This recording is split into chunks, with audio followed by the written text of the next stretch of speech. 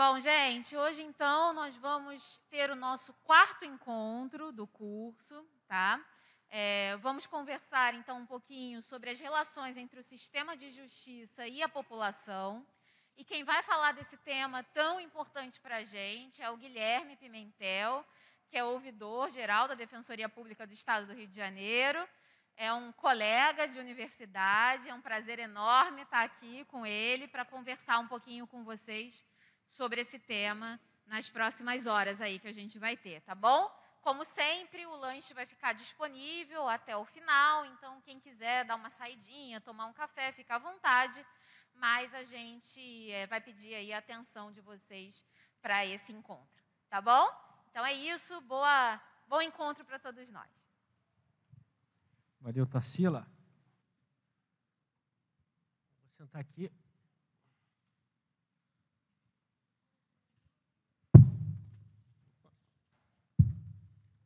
Boa noite, pessoal. Tudo bom? Bom, primeiro, agradecer ao convite, por estar aqui, agradecer a Tarsila e agradecer todo mundo que está aqui presente para a gente bater esse papo hoje aqui,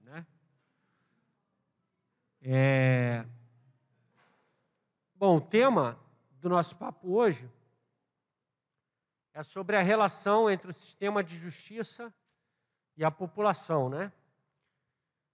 E eu quero começar, então, me apresentando. A Tarsila falou um pouquinho, mas queria começar me apresentando para quem ainda não me conhece. Eu sou o Guilherme Pimentel, atualmente estou como ouvidor geral aqui da Defensoria Pública. E, não sei se todo mundo sabe, mas esse papel de ouvidor ou de ouvidora na Defensoria Pública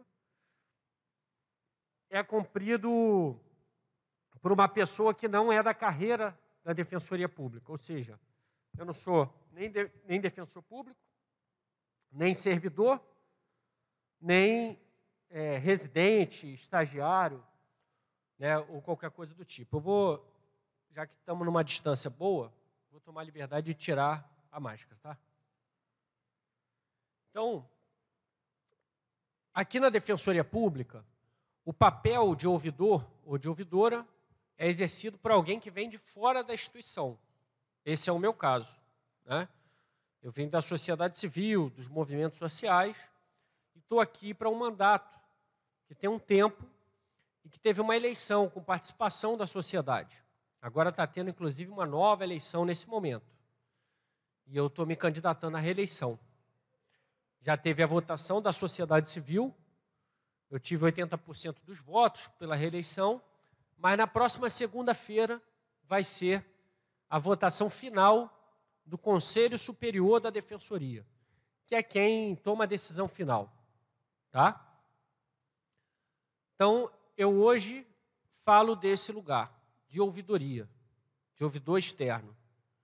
E qual o papel de uma ouvidoria externa na Defensoria Pública? O papel da ouvidoria externa é justamente discutir o que a gente está planejado para conversar hoje aqui, que é a relação entre o sistema de justiça e a população, tá? Mas não é só discutir. Então, quando a gente fala de uma ouvidoria, muitos lugares têm ouvidorias, Muitos lugares têm ouvidorias. Até empresas privadas têm ouvidorias. Há muitas formas de enxergar o que é uma ouvidoria. E eu vou falar um pouquinho de como é a forma que nós enxergamos o que é uma ouvidoria. Mas, basicamente, tem uma coisa em comum entre todas elas, que é receber elogio, reclamação, sugestão e proposta de parceria. Então, a sociedade que quer se relacionar com a Defensoria, ou que já se relaciona, por fazer uso de um serviço, por ser atendido pela Defensoria Pública, pode contar com a ouvidoria para fazer uma crítica, para fazer uma reclamação, não foi bem atendido, ou para fazer um elogio também, foi muito bem atendido, isso aqui precisa ser valorizado. Tem uma sugestão, tem uma proposta de parceria, então isso é o que há em comum entre as ouvidorias, tá? A gente faz isso aqui também. Só para vocês terem noção, a gente, nos últimos 2 anos, que é o tempo que eu estou na ouvidoria, atendeu mais de 18 mil pessoas que nos procuraram para fazer ou elogios, ou reclamações, ou sugestões de alguma maneira, tá? Esses são os atendimentos individuais da ouvidoria. Agora, por sermos uma ouvidoria externa, a gente entende que a gente tem que fazer algo além disso. Porque a gente não pode se igualar, a gente não pode igualar uma ouvidoria do serviço público, muito menos serviço público de acesso a direitos, a gente não pode igualar isso a um serviço de atendimento ao consumidor, né? Afinal, a gente tem uma crítica a essa visão de mercantilização da cidadania. Então, o cidadão, ele é mais do que um consumidor, e ele não precisa ser consumidor para ser cidadão. E aí, por isso, a gente vai lembrar, então, qual que é a função constitucional da Defensoria Pública. A função da Defensoria Pública é garantir acesso à justiça. Acesso à justiça, tá? Aí vem uma nova pergunta. O que é acesso à justiça? Eu vou separar essa pergunta em 2 grupos. Um grupo vai falar que acesso à justiça é acesso ao judiciário. Tá? Então, a Defensoria Pública é um grande escritório de advocacia gratuita. Eu não concordo com essa visão. Não só eu. Eu aprendi com os movimentos sociais, né, com os movimentos populares. Reverencio aqui a presença da Elisete, com quem aprendi muito também, com quem construí essa visão, que é a visão de que acesso à justiça não pode se resumir a acesso ao judiciário. Então, acesso à justiça é o quê? Acesso a direitos. Então, se a pessoa tem um direito que ela precisa acessar, ela não está conseguindo, está sendo violada, está sendo impedida, então isso é algo que a Defensoria tem que se meter. Tá?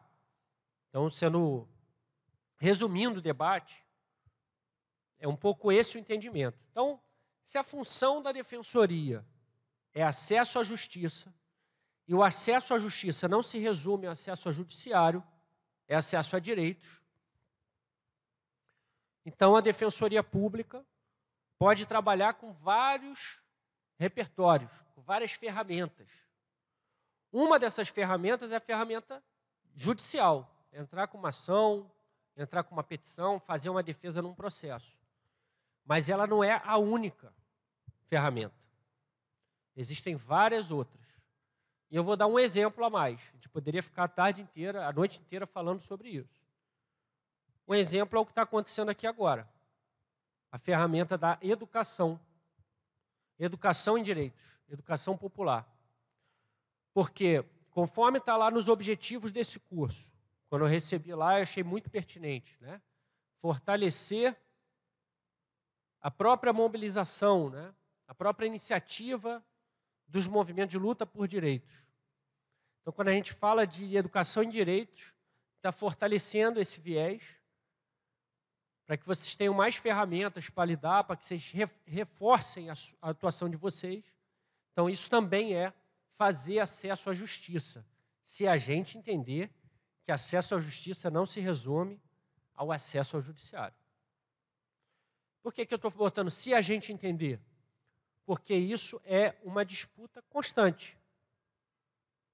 Vai ter muita gente que vai falar, não, sem essa. Acesso à justiça é entrar com ação judicial, o juiz decide e está decidido. E vai ter quem se incomode com essa visão, principalmente se a gente tiver um olhar crítico sobre o judiciário. E aí, o que eu trouxe aqui para a gente conversar é um pouco sobre isso, tá? Porque a gente faz esse debate como ouvidoria, atendendo o povo.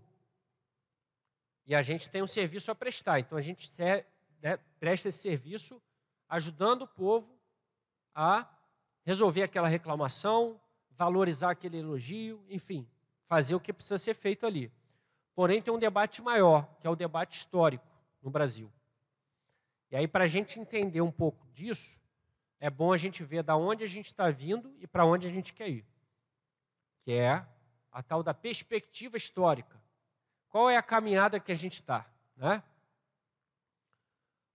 Para a gente pensar sobre isso, o que eu trouxe aqui foi a primeira ideia da gente pensar que o sistema de justiça, talvez vocês já tenham discutido isso nos outros encontros, o sistema de justiça, ele não é uma coisa separada do mundo, né? Não está pairando no ar o sistema de justiça, tomando decisões justas, simplesmente. O que sai dali, vocês sabem disso melhor do que muita gente. O sistema de justiça ele é feito por pessoas. E essas pessoas não são pessoas aleatórias. Porque o sistema de justiça é um espaço de poder. Então, quando a gente fala do sistema de justiça, a gente fala de alguém, ou de alguém, né? De um setor social que está ali. E qual é esse setor social? Justamente o setor social que detém o poder majoritariamente, né? São as elites brasileiras que estão ali. Então, a gente olhar para isso é importante para a gente entender da onde vem o ponto de vista, da onde saem as decisões judiciais. O sistema de justiça ele é parte do Estado brasileiro. E como o Estado brasileiro foi fundado, da onde ele vem, de que maneira ele vem se desenvolvendo, né?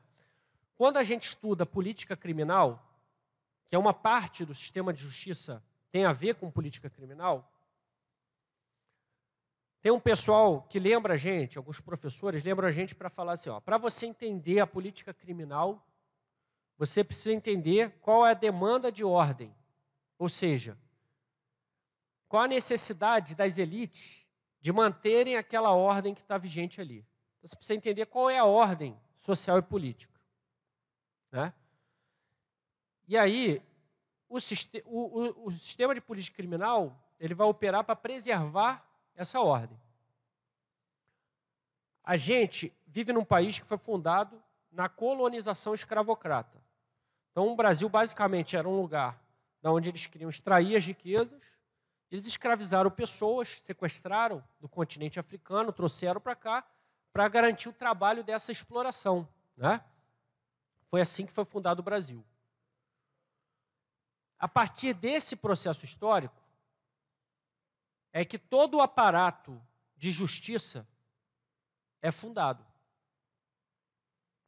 Então, não é à toa que nos primeiros anos da existência de um sistema de justiça criminal, apenas, eu não estou falando majoritariamente, como é hoje, tá? Apenas pessoas negras eram presas. Durante bons anos, né? Isso aí, se vocês um dia forem na sede da Polícia Civil, em uma das salas de espera, está lá, é a própria Polícia Civil, está lá. Bom? Então, é desse lugar que a gente vem, né? E esses aparatos do sistema de justiça foram fundados nesse momento, dessa forma. Tem um momento, em especial, que é muito forte na história do Brasil, que é o momento da vinda da família real para o Brasil. Tá? Eu vou falar um pouco disso, vocês vão entender por quê, a maioria aqui já deve saber dessa história, mas para a gente pontuar e desenvolver o raciocínio junto aqui. A família real portuguesa vivia lá na Europa. Em 1808, eles viviam um problema na Europa, que eram as chamadas invasões napoleônicas. Napoleão Bonaparte, francês, estava invadindo os outros países, expandindo o império dele lá. Invadindo. E chegou um momento que a família real portuguesa viu que não ia conseguir segurar. Ficou com medo. do Napoleão. O que eles fizeram? Entrou todo mundo nos navios e vieram embora para o Brasil, para fugir daquele negócio ali que estava botando medo neles. E eles estão vindo para o Brasil e estão pensando, pô, a gente está indo para um lugar que a gente sempre explorou muito, né? A gente mandava gente escravizada para lá, para trabalhar e tal. A maior parte das pessoas que vivem lá são essas pessoas que a gente escravizou. Elas que estão lá. Aí eles se lembraram que 4 anos antes deles virem para o Brasil, 4 anos antes, no Haiti, houve uma revolta das pessoas negras escravizadas. E essa revolta foi contra a França de Napoleão. Imaginem, eles estavam com medo de Napoleão, vieram para o Brasil. Aí eles lembram que 4 anos antes, uma revolta de pessoas negras escravizadas no Haiti expulsou os colonizadores do Haiti, que era justamente Napoleão, e deflagrou a independência. Eles estão vindo da Europa com medo de Napoleão, e eles estão chegando aqui com medo de quem? Do próprio povo que vivia aqui. Com medo que acontecesse aqui o mesmo que aconteceu no Haiti. Então, sem entender o medo das elites, fica difícil entender para que as instituições foram construídas. Em que momento, naquele momento, para que e com qual finalidade. Então, naquele momento, a fundação das instituições, e quando eles chegam aqui, eles preparam tudo e fundam tudo pensando nisso. Pensando em fazer justiça. Justiça é um termo vago. O que é justiça para quem? O que é justiça para eles? Para eles, o que interessava, quando eles começaram a fundar aqui coisas aqui, ao chegar no Brasil, em 1808, o que interessava era preservar uma ordem de colônia escravocrata.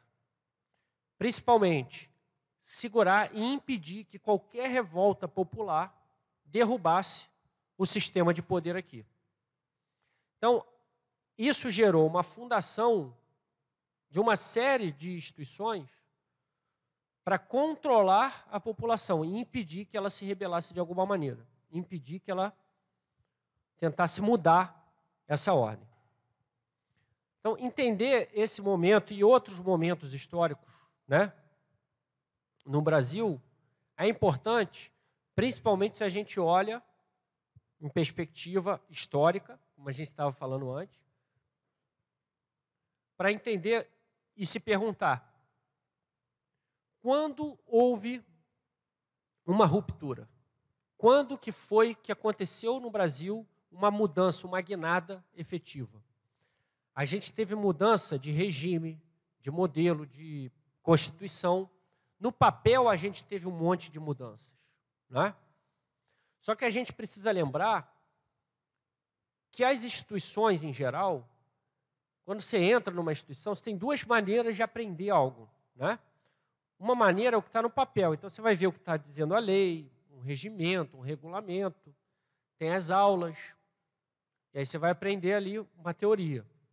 Mas tem uma outra maneira de aprender como as coisas funcionam, que é de que maneira? O mais novo aprende com o mais velho. Um dia esse mais novo vira mais velho, entra alguém mais novo. Esse mais novo aprende com o mais velho. E assim vão indo os anos, né? E as coisas vão acontecendo, as gerações vão mudando. E algo vai ficando, apesar da mudança no papel. Isso se chama cultura institucional. É como que dentro das instituições as práticas ocorrem independente de ter uma regra, ter outra, etc. Então, a gente olha, tá, o Brasil vive, pulando para o período recente, né? Uma democracia constitucional. Ou seja, a gente tem uma Constituição, tem lá o artigo 5º que fala, né, dos direitos e garantias individuais, tem o artigo 6º, que é dos mais importantes, que fala dos direitos sociais, educação, saúde, etc. Você tem uma série de garantias, isso não tinha antes, né? Então isso foi uma vitória da luta popular, que conseguiu botar ali, está no papel. Mas tem que sair do papel. E aí como fazer isso? Outro dia eu estava vendo o Jornal Nacional, está no YouTube isso, tá, pessoal? O Jornal Nacional, de quando foi aprovada a Constituição. E aí eles falando o que muda na abordagem policial com a nova Constituição. Vocês acharem no YouTube, vocês vão ver. Tudo que eles falaram o que muda, não mudou até hoje. Não tem mais prisão para averiguação. As pessoas continuam sendo levadas para a DP para sarquear, sem ter tido atitude suspeita. Não pode mais invadir casa sem mandado por escrito, judicial. Hoje mesmo a gente estava, né, aliás, estava atendendo o povo lá com as suas casas invadidas. E ontem também, anteontem também, assim, vocês sabem disso. Enfim, uma série de coisas, o que muda? E nada mudou, porque existe um negócio chamado cultura institucional. E o papel, ele não se realiza sozinho, né? Para sair do papel, alguém tem que pegar e usar, fazer valer. E para isso precisa ter força. Porque se o setor que não quer que mude for mais forte que vocês, não adianta estar no papel. É a tal da lei, a lei que não pegou. Normalmente são leis a favor do povo, né? Então, olhar para a cultura institucional é importante. E aí eu falei da nossa história um pouquinho, falei da cultura institucional. Para a gente entender, então, que sistema de justiça é esse que a gente está falando. Porque se a gente não tiver esse olhar histórico, é muito fácil a gente se enganar com as palavras. É muito fácil. Sistema de justiça. Logo, é para fazer justiça. Né? Pouco tempo atrás teve um jogo de palavra perigoso também, que foi a tal da pacificação. As pessoas achavam que era para levar paz, né? Bom, então, sistema de justiça é esse sistema de justiça que a gente está falando, não é de outro, né? É desse, que tem uma função de manutenção de uma ordem que não é uma ordem de justiça social, é uma ordem de um país que foi fundado na colonização escravocrata, que o processo de abolição é um processo inacabado, como dizem os racionais, né? Os descendentes de escravos que não tiveram direito à indenização, e que até hoje reproduz, através de múltiplas instituições, os mecanismos de controle da população. Então, uma ideia de função de controle. Aí a gente entra num questionamento, que é: o sistema de justiça é eficaz ou é ineficiente? É eficiente ou ineficiente? Depende do ponto de vista.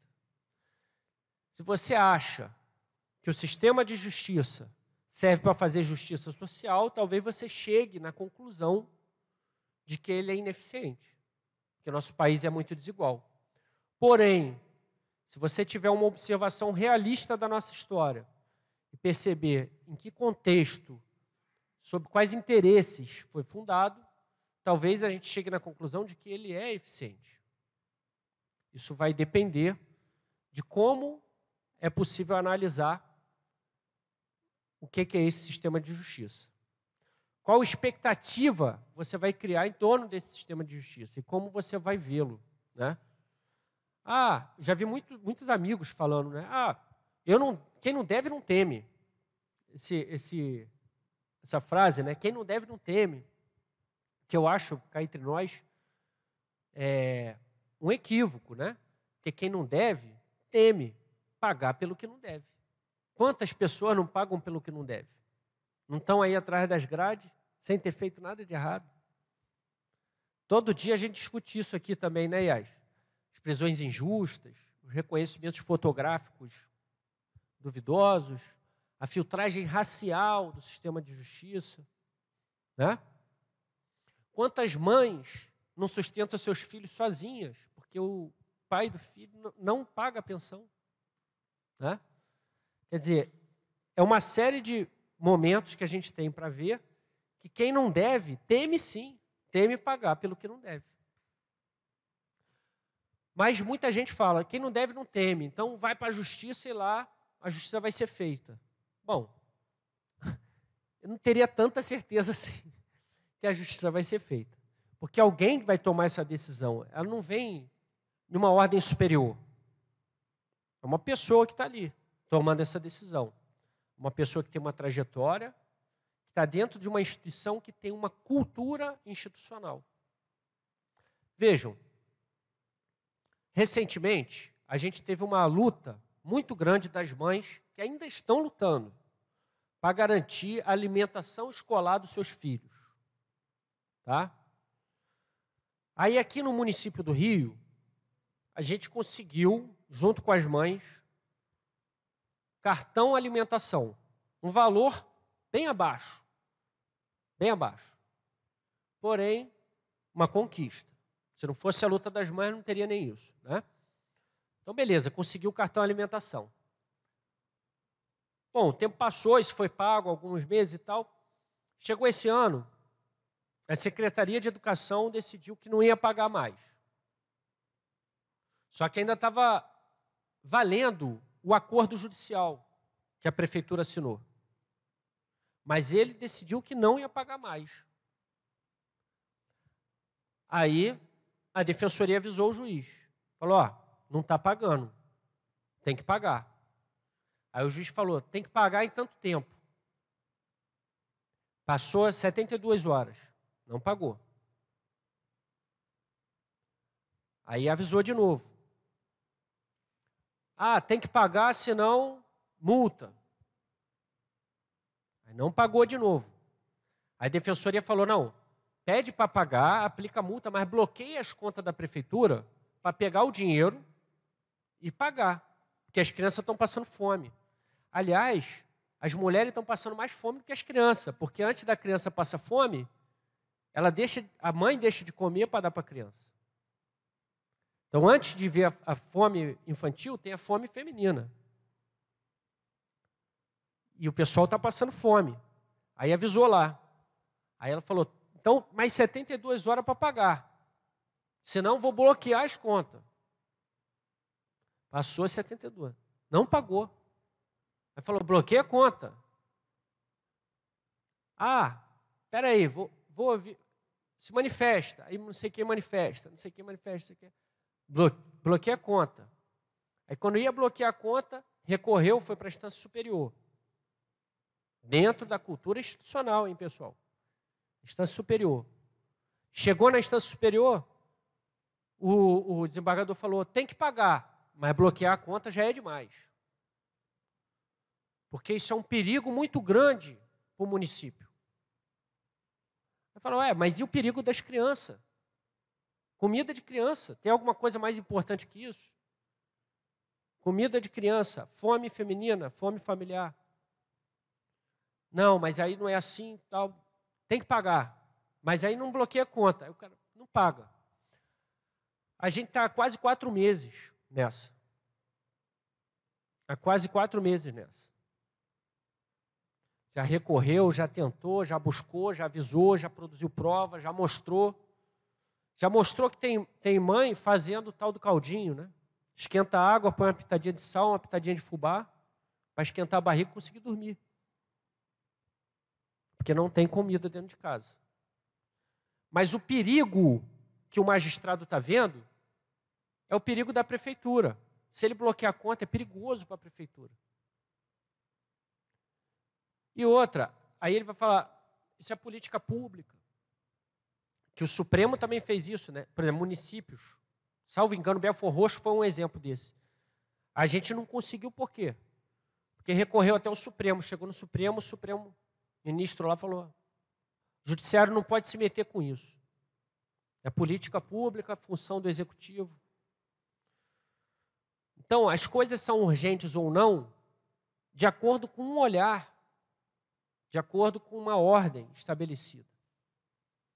E aí, o sentido do sistema de justiça não necessariamente está muito próximo da ideia de justiça. Tá? Bom, a gente continua nessa luta aí das mães, né, junto com elas. Em alguns municípios a gente conseguiu estar distribuindo alimento, né? Em outros não. Aqui está esse problema do cartão. O secretário falou, não tem dinheiro para pagar. Aí o defensor falou, não tem problema. Usa a verba do PNAE, que é uma verba específica para merenda, que não pode ser usada em cartão, tá? Por isso está acumulando essa verba. Usa a verba do PNAE, compra alimento, faz a cesta e entrega. Seria uma solução. Nem tem resposta para isso. Não é a prioridade. Então, esse é só um exemplo, pessoal, de uma criança que hoje está com problema de segurança alimentar, mas que certamente, se daqui a poucos anos ela for acusada de ter cometido um ato infracional, essa mesma justiça vai colocá-la lá no sistema de gás, internado, etc. Depois que ela fizer 18, ela cometeu uma violação, ela vai parar atrás das grades. Né? Então, esse nome, né, isso acontece, a gente chama isso de seletividade, que é o que o sistema de justiça seleciona, por isso seletividade, que ele seleciona o que é uma prioridade e o que não é. Como ele vai ver as coisas como urgência e como ele vai ver aquilo que não é tão urgente assim. Tá? Certamente, vocês aqui já passaram por experiências com a justiça. Né? Quem é que já passou algo que considere uma injustiça, que passou na mão da justiça? Jaqueline levantou a mão. Companheira ali também. Estava conversando com a Jaqueline sobre o caso dela.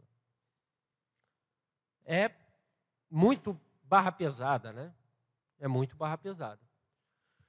Então, pessoal, essa é a primeira parte da minha fala, para dividir com vocês, primeiro, de que existe uma cultura institucional, e a nossa história é decisiva para isso. Às vezes ela vai valer muito mais a história daquela instituição do que exatamente o que está escrito numa lei, por mais que seja uma lei pesada, do tipo Constituição. Tá? Lei é palavra no papel. Né? Se alguém pegar e rasgar e jogar fora, está por aí. Então, precisa alguém pegar e fazer valer. Isso precisa ter força. Né? Então, existe cultura institucional. Segundo, existe o perfil de quem está tomando as decisões. Quais são as vivências, as experiências dessas pessoas? Né? Hoje a gente tem no Brasil um modelo, que é um modelo que a gente precisa repensar. O sujeito para passar no concurso, né, Tarsila, a gente estava falando disso, o sujeito para passar num concurso desses do Poder Judiciário, do Sistema de Justiça, ele tem que se retirar da vida social. Ele tem que se retirar de uma vida ativista, ou de uma vida militante, de uma vida participativa. Ele precisa botar as caras num livro e viver aquilo anos. Ou seja, a gente tem um modelo hoje de acesso aos cargos de poder no Poder Judiciário, que é um modelo que privilegia a não participação, o não envolvimento, o não engajamento nas causas sociais. Nem do movimento estudantil o cara participa, porque atrapalha. Então isso vai gerar um resultado, que é um perfil do tomador de decisão. Quem são os tomadores de decisão? Então é dessa justiça que a gente está falando, que tem uma história, uma cultura institucional e um perfil do tomador de decisão.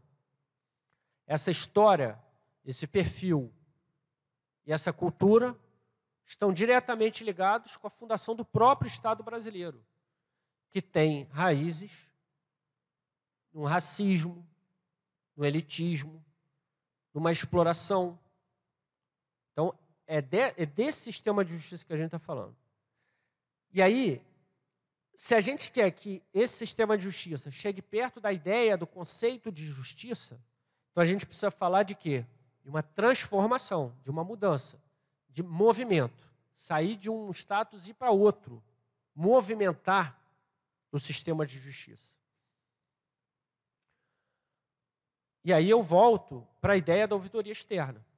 A única instituição do sistema de justiça que se abriu para ser movimentada por dentro, para se transformar, são as defensorias públicas do Brasil, que se abriram para a experiência de ouvidoria externa, que não é uma concessão também, né?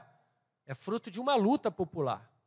Quantos movimentos se engajaram para exigir ouvidorias externas, para colocar isso? Encontraram dentro das defensorias aliados importantes.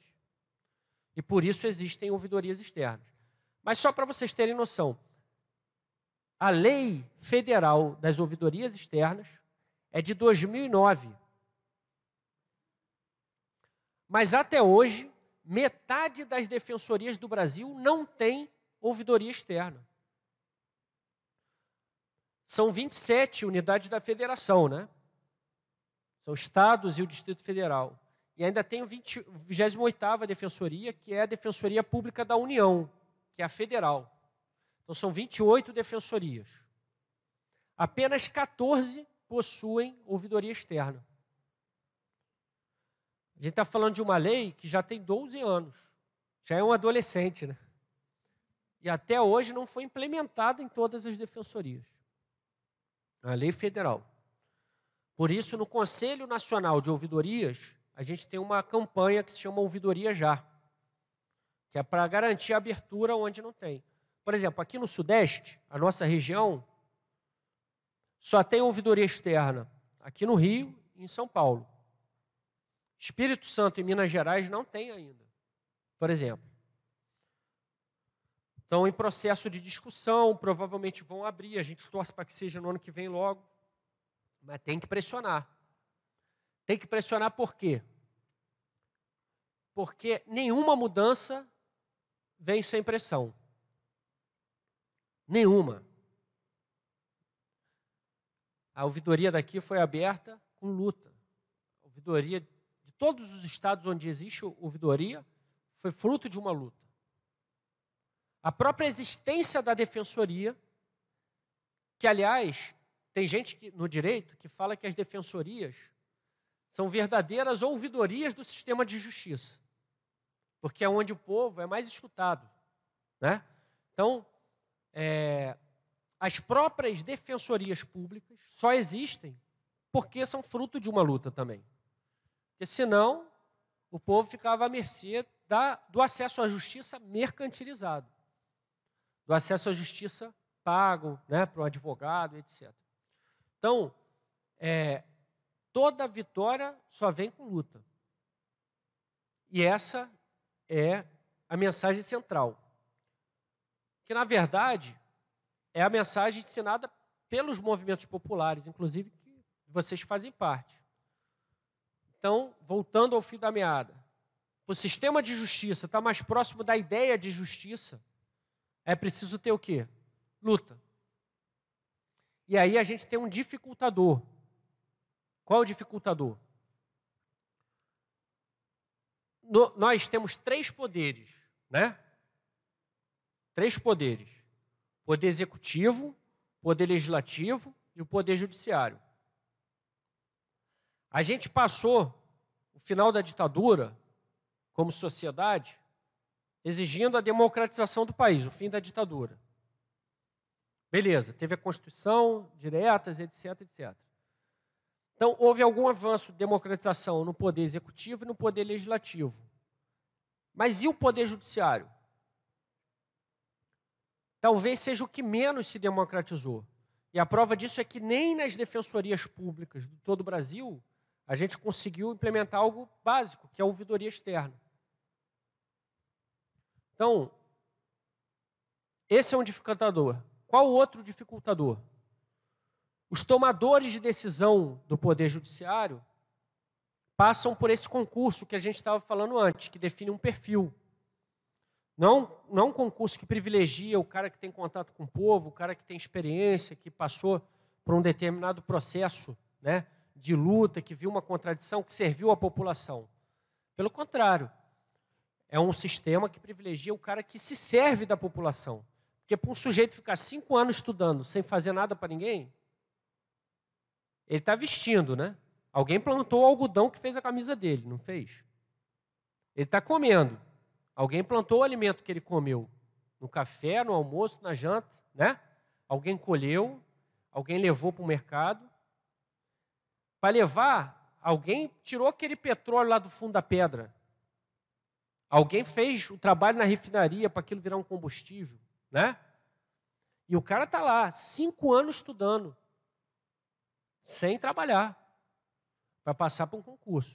Então, ele é o contrário. Ao invés de ser privilegiar o perfil de quem está servindo ao povo, é o contrário, é de quem está se servindo, para estar num lugar tal. Então, essas características geram uma característica no sistema de justiça.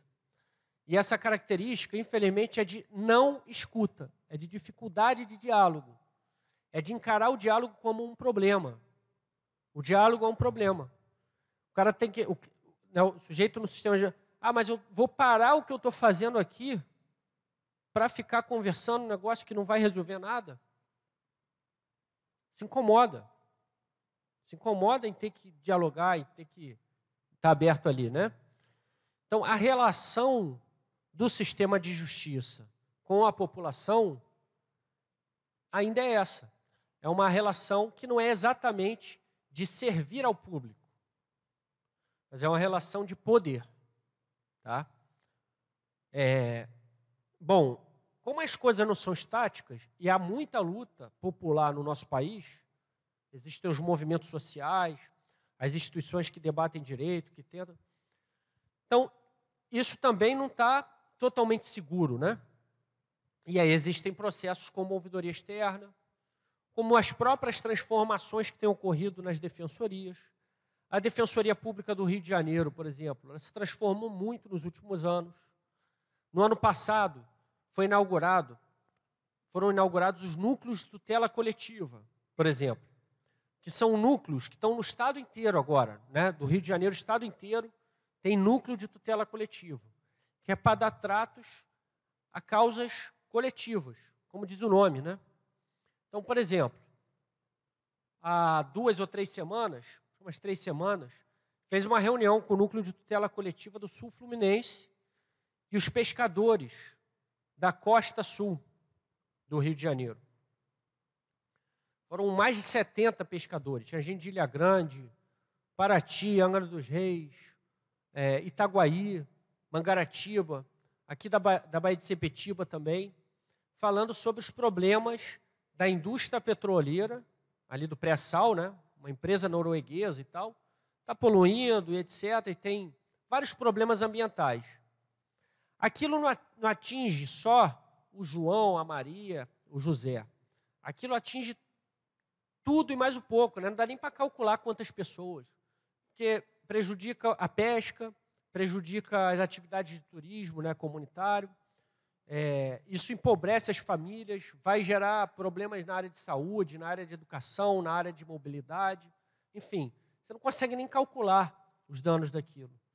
Então, a existência de núcleos de tutela coletiva na defensoria, por exemplo, permite que a defensoria comece a entrar nessa área ambiental, por exemplo. Comece a discutir, se aperfeiçoar. Os defensores agora estão estudando direito ambiental, estão se aprofundando. Era algo que antes não existia, mas que também é fruto de luta popular, de um estado do Rio de Janeiro onde os movimentos são fortes, onde os movimentos estão reivindicando, se colocam o tempo inteiro. E aí os aliados dentro da defensoria escutam isso e falam, pô, tem tudo a ver. E o que a gente é responsável por fazer dentro da Constituição lá e tal, é isso. Então vamos construir isso. E aí criam-se os núcleos de tutela coletiva no Estado. Como eu falei, uma conquista das lutas. lá num outro núcleo de tutela coletiva, estamos discutindo também a questão dos pescadores que estão sendo expulsos por grandes empreendimentos. Aí já entra um outro debate que não era muito feito dentro da defensoria, mas começa a ser, faz sentido, que é modelo de desenvolvimento. E cada vez mais a gente tem a possibilidade de pensar a questão coletiva. Vocês imaginam que um pescador desse, que perde o pescado por conta de um dano ambiental, ele se separa da esposa dele e a esposa fica com a guarda do filho. Aí ele tem que pagar uma pensão. Mas ele não consegue trabalhar porque não tem peixe. Ele está na miséria. Aí ele não paga a pensão. Isso vai virar um processo. Hoje, 70% da demanda da defensoria é direito de família. É divórcio, guarda e pensão alimentícia. Isso revela muito sobre a nossa sociedade, né? Uma sociedade patriarcal, machista, que a mulher carrega tudo sozinha, mas que também produz miséria e que tem como projeto, para a maioria dos homens e jovens, o extermínio, o cativeiro ou a cova. Né? Então, quando a gente começa a coletivizar essas questões e, de repente, uma atuação... Você imagina, o que a atuação ambiental tem a ver com o grosso da demanda de família? De repente tem tudo a ver, você consegue discutir o modelo de desenvolvimento, talvez você consiga frear, né, o processo de empobrecimento e produção de miséria, talvez isso não vire uma ação lá na frente. Então, as coisas estão interligadas, porém, nós temos uma sociedade que individualiza tudo, que compartimentaliza tudo e que se recusa a debater esses processos mais sistêmicos, que quer, voltando àquele debate do acesso à justiça, dizer que acesso à justiça se resume a acesso ao judiciário. E nós falamos, também, quando preciso tem que ir, principalmente para se defender, mas é muito mais, precisa ser muito mais. Precisa ser um debate muito mais amplo. E aí, a questão dos movimentos sociais está no centro do debate entre a relação entre sistema de justiça e população, que é o tema que a gente está falando aqui hoje. Está no centro. Né? Eu me lembro quando fizeram, há poucos anos, fizeram aqui uma obra faraônica aqui no Tribunal de Justiça do Rio de Janeiro. Reformaram, aumentaram e tal e tal. E aí fizeram lá a obra, aí eu voltei lá depois da obra, para ver como ficou, né? Pô, fizeram coisa pra caramba, não gastaram pouco ali, né? Fizeram as obras e tal, aumentaram.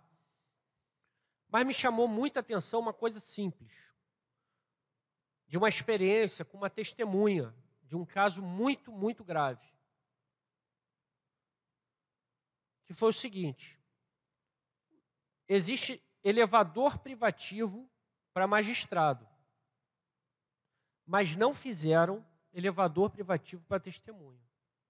A testemunha aguarda o julgamento do lado do cara que ela vai testemunhar contra. Eu já passei por isso 2 vezes. Do lado. As audiências ainda atrasam, então o sujeito fica ali, ó, suando frio. Dependendo do que é o processo, suando frio. Pálido, passa mal. Porque ninguém pensou nele, que é o usuário do sistema de justiça. Tem elevador privativo para magistrado, mas não tem elevador privativo para testemunha de caso de violência. Aí, você manda uma denúncia, o cara fala, eu preciso de uma testemunha. Vai arrumar como uma testemunha? É uma via crucis. A gente tem que garantir a própria segurança. Não garante, se for testemunha de abuso de autoridade, então. Você vai fazer um depoimento, um dos dados que o cara pega é o seu endereço. Conseguir como? Então a gente vai se defrontando com essas coisas no dia a dia, com uma ouvidoria externa da defensoria. E tentando bolar soluções. A gente consegue uma solução aqui, outra ali. Não, numa experiência de tentar tratar esses trabalhos pontuais, quando a gente acha uma solução, tentar gerar recomendação para que se torne uma prática generalizada. Por exemplo, não pega o endereço, né? Porque a outra parte vai conseguir acessar o endereço da testemunha. É básico, né? É básico. Não pega o endereço. Colhe depois, evita juntar, né? Tenta juntar depois, enfim. Pensar soluções. Ainda assim é muito difícil, muito truncado. E o trabalho é muito grande. Por quê? Porque a ausência de uma ouvidoria externa em outras instituições do sistema de justiça acaba jogando para a gente também um papel que a gente quase é o ouvidor externo do sistema de justiça. O que para nós não tem problema. A gente cumpre a tarefa com satisfação e a gente manda relatório para as outras instituições, a gente faz o nosso papel de pressionar também. Mas a demanda é tão gigantesca de mudança, que é uma mudança estrutural, né, que a gente precisa, que a gente nunca vai dar conta de tudo. Então a gente vai estrategicamente atacando aqui, atacando ali, tentando puxar de um lado e do outro. Porque não há uma cultura institucional de ter ouvidorias externas disponíveis para a população. Então, quem está disponível acaba... Tem lugar que eu vou que as pessoas me apresentam como ouvidor do Estado. Porque aí não é nem sistema de justiça só. Porque a pessoa nunca teve contato com um ouvidor, ou com uma ouvidora. Então, tem contato, é o ouvidor. Traz. E como a gente também tem uma crítica à burocratização das relações, a gente fala, não, se a gente tem conhecimento de informação, a gente ajuda, a gente vai, a gente tenta trabalhar de alguma maneira. Então, você lembra que no começo eu falei, a gente atendeu 18 mil solicitações em 2 anos, de usuários da Defensoria, com reclamações, elogios e pedidos de ajuda. Mas eu não estou contabilizando nesses 18 mil os casos coletivos que a gente está trabalhando.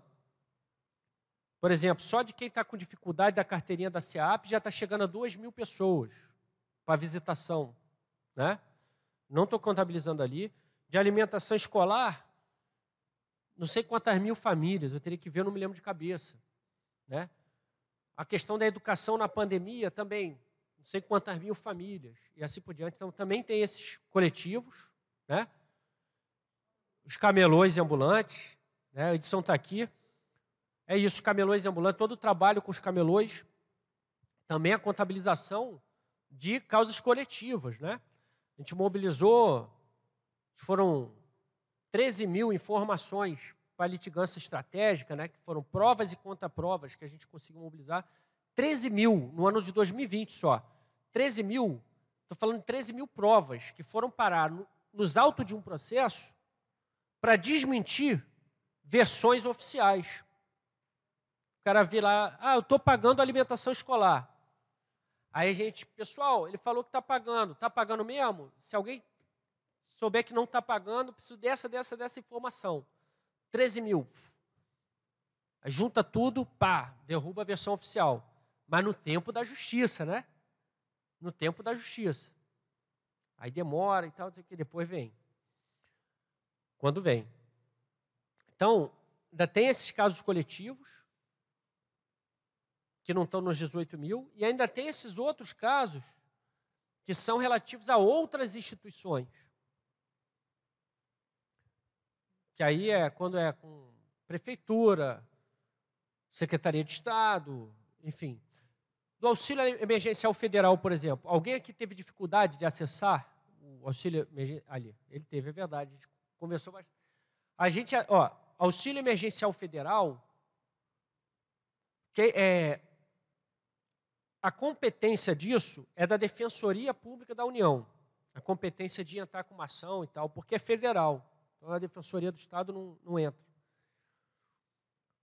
Agora, as pessoas estavam passando fome. A gente ia virar e falar assim, não é aqui não.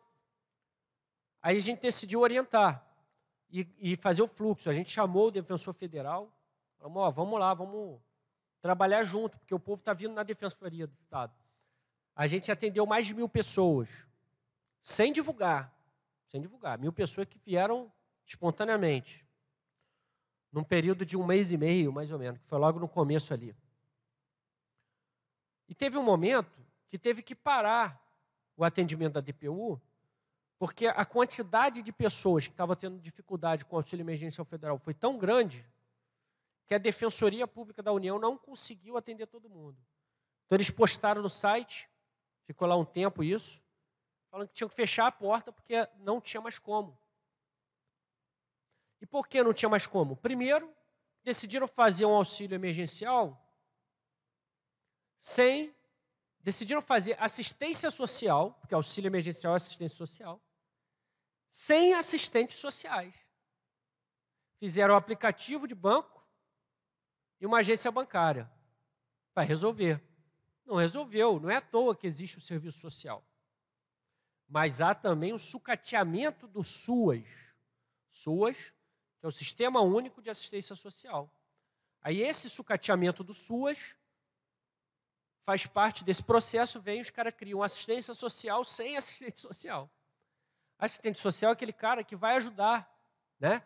O sujeito está com uma dificuldade, vai chegar ali, o assistente social vai olhar, não, peraí, vamos lá, vamos dar um jeito, não, vamos fazer dessa maneira.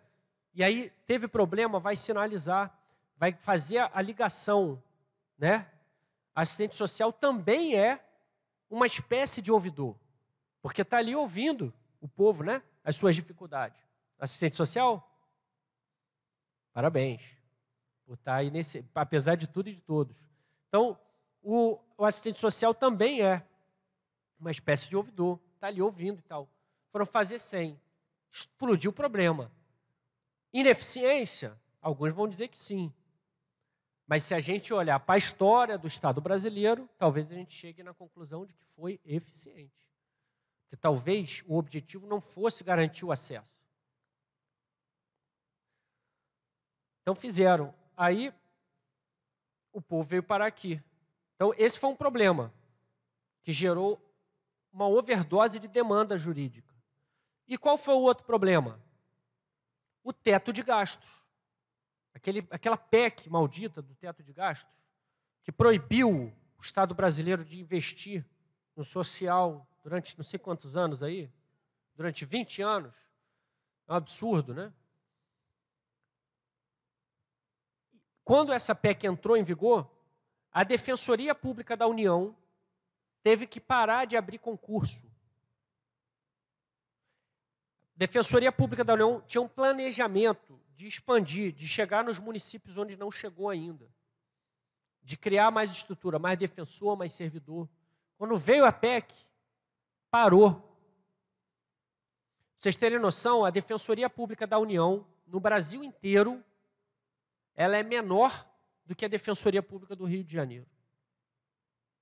E a Defensoria Pública do Rio de Janeiro, ela já tem déficit. Ela já precisaria de mais de 100 defensores a mais para conseguir dar conta do que tem demanda aqui no Estado. Então, essa PEC do teto de gastos, né, esses bloqueios todos de investimento social, faz parte do projeto. De um projeto que a gente não concorda. Que a gente precisa. Então, o que a luta política tem a ver com acesso à justiça, com o sistema de justiça? Tudo a ver. Você vê como uma coisa influencia na outra. E é por isso que o nosso papel como ouvidoria externa é fortalecer os movimentos sociais, os movimentos populares. Porque é através da organização popular que vai se construir força para pegar o que não saiu do papel e fazer valer. Para não deixar entrar no papel algo que seja desfavorável. E para acabar com aquilo que já não está mais no papel, mas continua existindo na prática, por conta da cultura institucional. Então, a existência de uma ouvidoria externa é, por si só, uma alteração na cultura institucional. Na medida em que é uma ouvidoria que se abre para a população ocupar esse espaço e é uma brecha nessa armadura. É uma armadura que a gente não consegue transponer, mas tem uma brecha. Uma dessas brechas chama-se ouvidoria externa. A gente só consegue fazer algo de bom, algo com impacto na ouvidoria externa, se a gente estiver junto com vocês, dos movimentos sociais. Se os movimentos sociais trouxerem as demandas, se a gente conseguir pensar junto também. Porque se a gente também só ficar na demanda, daqui a pouco a gente vai ter tanta demanda que a gente não tem como dar conta de tudo. Então, esse exercício de coletivizar, ao invés de cada um no seu quadrado, pensando na sua demanda, a gente pensar o que tem em comum para fazer uma transformação mais estrutural, para buscar esse acesso a direitos, acesso à justiça de forma mais coletiva, a gente consegue ser mais eficiente. Porque se a gente ficar só no individual, a gente se afoga nesse mar de injustiça que tem aí. É um mar de injustiça. E foi o que aconteceu lá no Auxílio Emergencial Federal com a Defensoria Pública da União. Se afogou no mar de injustiça, teve que ficar um pouco tempo fechado, depois reabriu, continuou atendendo e está lá. Agora a gente está às voltas aí com o Supera Rio, né? O programa do Auxílio Emergencial Estadual também tem muita demanda. A defensora, que é do Núcleo de Fazenda Pública, está lá numa luta danada para conseguir aí fazer todas as ações, os acordos, seja o que for, e garantir que esse dinheiro saia logo, porque quem está buscando auxílio emergencial não está buscando por lazer, né? Está precisando do dinheiro, provavelmente para comer ou para pagar um aluguel, para resolver um problema de saúde. Então também tem que ser rápido, e o tempo da justiça não é muito rápido. Bom, então é desse sistema de justiça que a gente está falando. Um sistema de justiça que, para criminalizar, faz aí, eu acho que é a terceira população, né, prisional do mundo, né? Terceira população prisional do mundo. O Brasil está no topo do ranking aí do encarceramento. Isso é o sistema de justiça. Mas para garantir lá a comida das crianças, está aí há 4 meses, né, e não consegue. Simplesmente, a justiça falando que tem que pagar, o cara desobedece, aí está no poder, né? Aí ele desobedece e estamos aí nessa coisa. A gente postando os informes nas nossas redes sociais, a gente vai dando os informes, né? Trabalhar com informação é importante. A pessoa tem que saber o que está acontecendo. Aí tem mãe que fala, fiquei tão revoltada que eu já quebrei meu cartão. A gente já está vendo, né? Acho que quando sair o pagamento, essas famílias vão aparecer. Meu Deus, eu não sabia. Como é que eu faço para ter um cartão novo? Porque não é porque ela quebrou o cartão que ela perdeu o direito, né? Só que como as coisas não são feitas exatamente para funcionar, para o usuário, né? Sabe-se lá quanto tempo vai demorar para conseguir um cartão. Então, mas é isso, gera revolta mesmo, né? Então a pessoa fica revoltada. Alguns perderam porque não estão usando, né? Aí tem outros processos 1000 aí que... Então, é esse sistema de justiça que a gente está falando, de uma seletividade que corresponde à demanda de ordem que fundou o Brasil. A demanda de impedir uma revolta, uma revolução brasileira, impedir que as pessoas que foram escravizadas, são historicamente exploradas no seu trabalho, se levantem contra isso e façam uma outra sociedade. Essa é a demanda de ordem que até hoje vigora no nosso país, né? E aí, eu acho que só com os movimentos entrando nessa história, pressionando o sistema de justiça, cobrando, exercitando essa relação e exigindo uma relação de dignidade, é que vai ser possível algumas transformações. Então, algumas já estão em curso, né, outras ainda mais lentas, e aí sempre entramos num debate que é qual a característica do poder judiciário. Porque uma coisa é você pressionar um cara que daqui a 2 anos, daqui a 4 anos, está em busca de voto. E aí você pressiona ele, você expõe, né, você usa algumas táticas, estratégias, que vai gerando um efeito ou não, enfim, mas enfim, você tem um caminho, né? Outra coisa é como você trava essa relação com uma pessoa que é concursado, tem estabilidade de emprego, vai trabalhar até se aposentar ali. Ele não está em busca de voto. O papel dele, inclusive, é contra-majoritário, por natureza. O que é contra-majoritário? Se tiver que tomar uma decisão que desagrade a maioria, ele está ali para isso. Isso deveria servir para a preservação dos direitos humanos, né? Porque se está todo mundo falando lincha e mata, ele vai falar não pode, né? Deveria servir para isso, o contra-majoritário, para que ele tome a decisão justa e independente do que está vindo da gritaria da maioria. Só que o que a gente vê na prática é que esse perfil, né, serve para o cara tomar decisões que não necessariamente vão ser justas. Se alguém reclamar, ele fala, meu papel é contra-majoritário. Não tem que agradar. Então, como lidar com esse tipo de relação? Isso é muito difícil.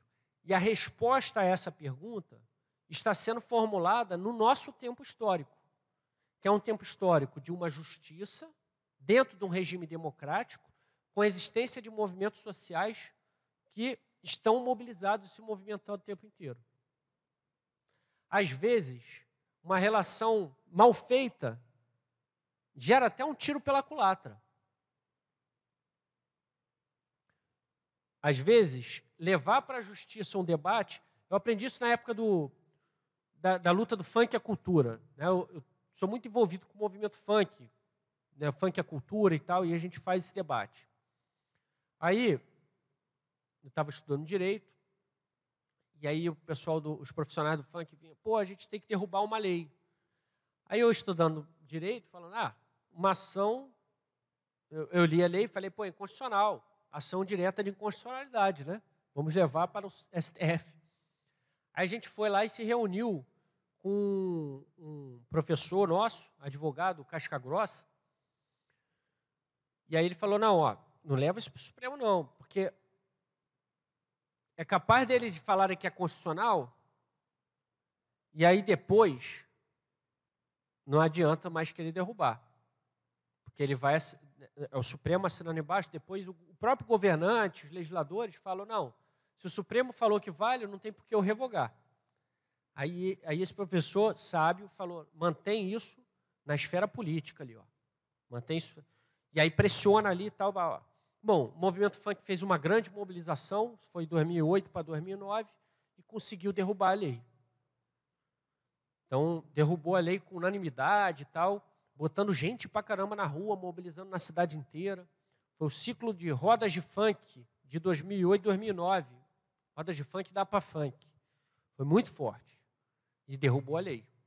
Então, teve uma análise de risco de alguém experiente. Falou, teoricamente, você leva para o STF e derruba, porque é inconstitucional. Na prática, a teoria é outra, né? Na prática, não é bem assim que vai funcionar. Então, você corre risco. Assim como já aconteceu várias vezes, de as pessoas levarem para a justiça algo, chegar lá, claro que eu vou ganhar, os argumentos estão todos aí e tal, e tal, e tal. Mas aí, cometeram o erro de não humanizar esse agente da justiça. E não pensar, mas espera aí, esse cara passa férias aonde? Frequenta um clube, né? Com a família dele. Quais são as outras famílias que frequentam esse clube? Quais são as relações sociais desse tomador de decisão do sistema judiciário?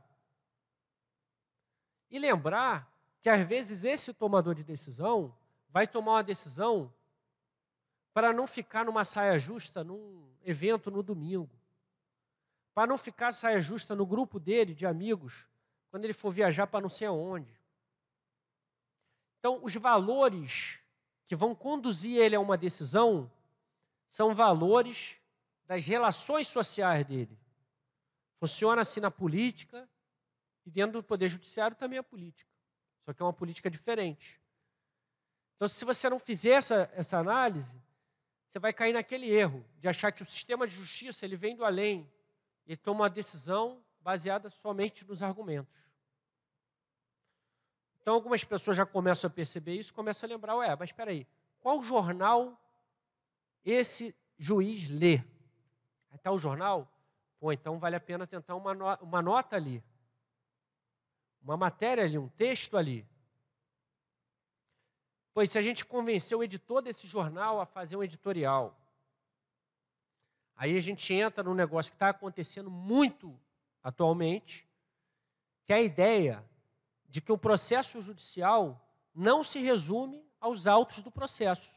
Ou seja, o resultado daquele processo não vai ser resultado apenas dos argumentos que foram colocados nas petições. E que, às vezes, uma determinada pessoa, que nem é do sistema de justiça, pode influenciar aquele juiz, aquele desembargador. E aí, então vocês já viram, né, campanhas de artistas, por exemplo, falando de uma ação que está no Supremo. De repente, esse ministro do Supremo não quer ficar mal com um determinado artista, etc. Né? Então, cada vez mais, pessoas que atuam no sistema de justiça de uma forma estratégica começam a perceber que a petição é importante, mas tem muito mais coisa importante. E que você precisa, então, olhar para o todo e ter essa ideia de que o sistema de justiça já se relaciona com a população. Não necessariamente ela está aberta ao público. Porque quando um juiz desse, para tomar uma decisão, ele pensa no amigo dele, no jantar de domingo, no clube que ele vai com a família, no jornal que ele lê, no comentarista da rádio que ele escuta, e ele não quer ficar mal com essa galera, isso é uma forma dele se relacionar com a sociedade. É uma forma dele se relacionar com a população. Mas é uma forma seletiva, não aberta a todo mundo. Então, a tarefa dos movimentos sociais é conseguir construir uma relação entre o sistema de justiça e a população que inverta essas injustiças que têm acontecido. Uma relação social que tem uma crítica sobre essa relação que já existe e que pense estratégias de como construir outras relações, que podem passar por mudança na lei, que podem passar por uma atuação estratégica e tática numa determinada causa. Né? Então, quando as mães, hoje estavam lá, as mães de vítimas de violência do Estado, por causa do julgamento do Andreu, que é o filho da Daisy, que foi assassinado dentro do sistema de Agaze. Hoje foi o julgamento. As mães foram lá para a porta do Tribunal de Justiça, do Fórum, fazer uma manifestação, marcar presença, é uma estratégia. Né? Então, pensar essas estratégias é uma tarefa do nosso tempo histórico. E a gente ainda não tem respostas muito efetivas. A gente tem coisas que deram certo e tal e tal. Para finalizar essa minha fala, e aí abrir para a gente trocar, eu queria falar sobre duas ações muito estratégicas que estão rolando nesse momento no Supremo Tribunal Federal. Que eu sei que a Elisete já falou aqui na última aula. São duas ações que atacam diretamente o serviço público de acesso à justiça, ou seja, as defensorias públicas. A primeira ação é, na verdade, um conjunto de ações, né? Mas o primeiro debate é sobre o poder de requisição das defensorias. O que é o direito de requisição? É o direito que a defensoria tem de conseguir, de requisitar. A requisição é uma ordem, tá? De requisitar um documento, um exame, uma perícia, um laudo, uma informação, seja o que for. Algo que seja importante para a defensoria fazer um bom trabalho de serviço à população. Então, através do direito de requisição, por exemplo, a defensoria consegue um laudo que vai ser usado numa ação judicial de saúde para conseguir um tratamento para alguém. Ou seja, o direito de requisição salva vidas. para conseguir um medicamento para alguém, para conseguir um leito hospitalar para alguém. Na ação dos alimentos, da alimentação escolar, o direito de requisição foi utilizado. Na defesa das famílias, da chacina do Jacarezinho, o direito de requisição foi utilizado também. E agora, esse direito está sendo questionado no Supremo Tribunal Federal. Por quem? Pelo Augusto Aras, que é o Procurador-Geral da República, o chefe do Ministério Público Federal. Um cara que joga no time do presidente, né? Bom, a quem interessa enfraquecer a Defensoria Pública? E quais são as estratégias de garantir que o sistema de justiça escute a população para que entenda que a população não pode perder essa ferramenta, que é o direito de requisição da Defensoria? Nos bastidores, a gente sabia que tinha grande risco de perder o direito de requisição. Tinha gente falando assim lá dentro. Eu não ouvi, né? Então, falaram para a gente que porque tem que acabar com essa concentração de poder. Como se o direito de requisição fosse concentração de poder, e não o contrário. Vejam, quando a Defensoria requisita um documento que alguém não quer dar, esse alguém é que tem o poder sobre esse documento. Quando a Defensoria requisita, a Defensoria está tirando a concentração de poder para conseguir esse documento, para lutar pelo direito da pessoa que está sendo atendida pela Defensoria. Parece óbvio, né? Só que a gente tem um problema, que é o linguajar. É tudo tão difícil, né? Poder de requisição, uma DPF, uma DIN, né? Vai ter uma decisão liminar, uma cautelar, decisão de mérito, embargo, agravo, né? É tudo tão difícil que uma coisa tão básica não consegue ser acessada. Então, isso também é um sintoma de como é a relação entre o sistema de justiça e sociedade. E aí a Defensoria começou, então, os diálogos com os setores da sociedade, e hoje a gente tem um manifesto, tem uma série de pessoas postando sobre isso. Uma das coisas boas, por exemplo, foi Juliette, vencedora do Big Brother, né? Ela foi lá e postou, defendendo o direito de requisição da Defensoria. Pois fez muita diferença. Isso foi importante, porque pessoas que nem discutem o sistema de justiça, mas são fãs do Big Brother, ficaram sabendo. Então isso é uma tática, uma coisa que foi utilizada para gerar o quê? A ampliação da participação. Falar, não, o povo tem que participar disso, mas para isso o povo tem que entender o que está acontecendo. Senão não entende nada, né? Bom, essa é uma ação. Tem uma outra ação que foi movida pelo PSL. E o julgamento vai começar sexta-feira agora. O PSL entrou com uma ação para acabar com as ouvidorias externas. Então, no momento em que a gente discute que o sistema de justiça tem que se abrir para essa relação com a população, que a gente quer ouvidoria externa em todas as defensorias do Brasil, que a gente quer ouvidoria externa em outras instituições também, não só do sistema de justiça, mas em outros lugares, e que a gente quer mais do que ouvidorias externas. A gente quer participação, a gente quer a mudança do linguajar, a gente quer entender o que estão falando sobre nós. Nesse momento, o PSL vem e fala, tem que acabar com a ouvidoria externa. A quem interessa acabar com o espaço de participação social e de controle social. A quem defende a manutenção dessa ordem onde o Brasil foi fundado. Então, eu falei de dois debates que estão no Supremo, que falam muito sobre a relação do sistema de justiça com a sociedade. Uma é direito de requisição, que a gente precisa defender, e a outra é sobre as ouvidorias externas, que a gente também precisa defender e querer a ampliação dela. E aí, eu quero fazer um convite a todas e todos aqui. A gente lançou pelo Conselho Nacional das Ouvidorias Externas, a gente tem um Conselho Nacional que a gente se organiza, a gente lançou um manifesto em defesa das defensorias. Todo mundo que assina o manifesto pode assinar como indivíduo ou como coletivo. Vocês podem assinar também o coletivo de vocês. E quando vocês assinam, vocês passam a compor uma rede de defensores das defensorias.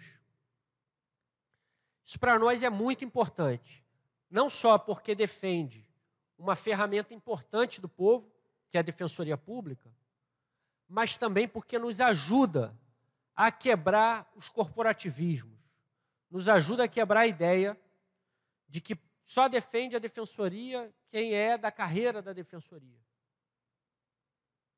Só defende a ouvidoria quem é ouvidor ou ouvidora. Né? Não. Nós temos o entendimento de que existe uma luta por direitos. Essa luta por direito trabalha com ferramentas de luta. Uma dessas ferramentas é a Defensoria Pública. E não à toa estão tentando tirar essa ferramenta ou diminuir ela, ou quebrar um pouquinho ela, inutilizar ela um pouco, né? E aí nós não vamos deixar isso acontecer, porque isso é desarmar o próprio povo. Então, todo mundo convidado a assinar o manifesto e participar disso. Esse manifesto está chegando no Supremo Tribunal Federal, com as assinaturas, com tudo, para que a sociedade seja escutada. Né? Existem vários outros exemplos de iniciativa desse tipo para fazer a sociedade ser escutada, mas esse é um exemplo que está rolando agora e a gente não sabe qual vai ser o resultado. Então, vocês imaginam, eu estou concorrendo à reeleição de uma ouvidoria externa que eu não sei nem qual é o futuro dela. Mas a gente vai lutar independente das condições. Então, enfim, mais uma vez obrigado, viu, Tarsila, pelo convite. E agora vamos abrir para as perguntas, para a participação, para as intervenções, comentários. E estou aqui à disposição da turma. Valeu.